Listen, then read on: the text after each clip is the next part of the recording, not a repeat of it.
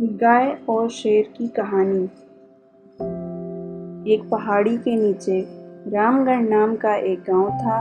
गांव के सारे जानवर हरी घास खाने के लिए सुबह उसी पहाड़ी के ऊपर बसे जंगल में जाते और शाम होते होते घर वापस आ जाते थे। हर दिन की तरह लक्ष्मी नाम की एक गाय अन्य गायों के साथ उसी पहाड़ी के जंगल में घास खाने के लिए गई थी। वह हरी घास खाने में इतनी ज़्यादा प्रसन्न थी कि कब एक शेर की गुफा के पास पहुंच गई उसे पता भी नहीं चला। शेर अपनी गुफा में सो रहा था और वह पिछले 2 दिनों से भूखा भी था। जैसे ही लक्ष्मी शेर की गुफा के पास पहुंची, गाय की खुशबू से शेर की नींद खुल गई। वह शेर धीरे धीरे गुफा से बाहर आया और गुफा के बाहर गाय देखकर खुश हो गया। शेर ने मन ही मन सोचा कि आज उसकी 2 दिनों की भूख मिट जाएगी। वह इस तंदुरुस्त गाय का ताज़ा मांस खाएगा और यह सोचकर उसने एक तेज दहाड़ लगाई। लक्ष्मी शेर की दहाड़ सुनकर डर जाती है। जब वह अपने आसपास देखती है तो वहाँ दूर दूर तक उसको कोई भी दूसरी गायें नहीं दिखीं। जब वह हिम्मत करके पीछे मुड़ी तो उसे सामने शेर खड़ा दिखाई दिया। उस शेर ने लक्ष्मी को देखकर फिर से दहाड़ लगाई और लक्ष्मी से कहा, मुझे 2 दिनों से कोई शिकार नहीं मिल रहा था। मैं भूखा था। शायद इसलिए भगवान ने मेरा पेट भरने के लिए तुझे मेरे यहाँ पर भेजा है। आज मैं तुझे खाकर अपनी भूख मिटा लूँगा।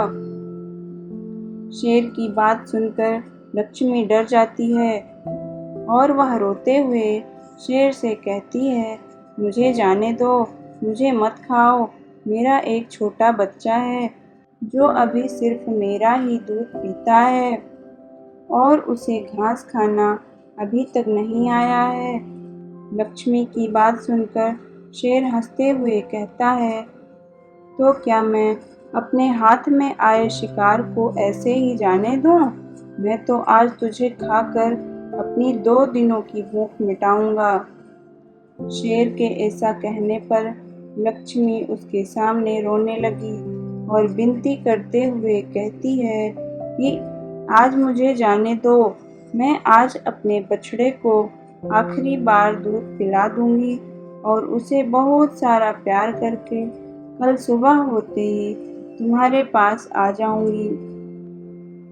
फिर तुम मुझे खा लेना और अपना भूखा पेट भर लेना। शेर लक्ष्मी की यह बात मान जाता है और धमकी देते हुए कहता है कि अगर कल तू नहीं आई तो मैं तेरे गांव आऊँगा, फिर तुझे और तेरे बेटे दोनों को खा जाऊँगा। लक्ष्मी शेर की बात सुनकर खुश हो जाती है और शेर को अपना वचन देकर गांव वापस चली जाती है।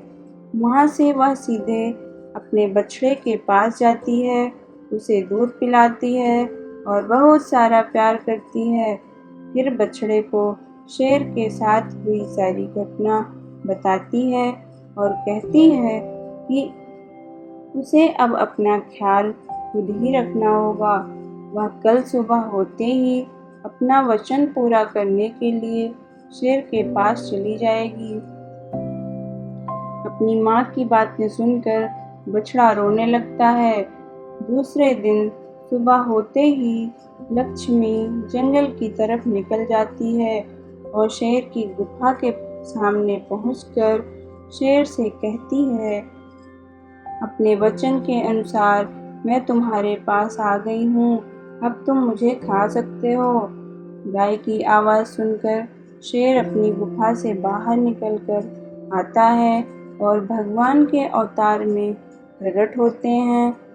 वह लक्ष्मी से कहते हैं, मैं तो बस तुम्हारी परीक्षा ले रहा था, तुम अपने वचन की पक्की हो। मैं इससे बहुत प्रसन्न हुआ। तुम अब अपने घर और बछड़े के पास वापस जा सकती हो।